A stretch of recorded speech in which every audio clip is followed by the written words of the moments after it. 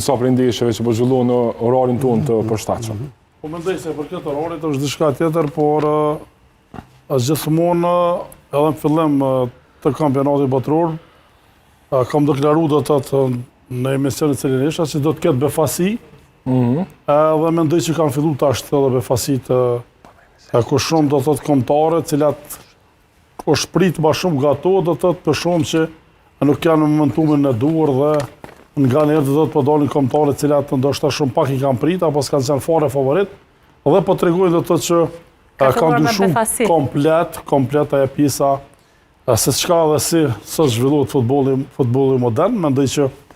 shumë kombëtare dhe shumë lojtarë që luajnë për shumë shtete evropiane, botrore, cilat i kalojnë kufet e shtetit vet, kanë bërë që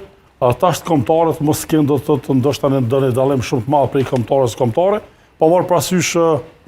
përpara kanë luajtur më shumë, ka luajtur Real, tash mos ka emër, do të thotë ai Spanjë apo i Argjentinë apo i komplet një skuadër tjetër, një kombëtar tjetër nuk ka do të thotë më që emri nuk e fiton në ndeshje apo nuk e fiton një botror.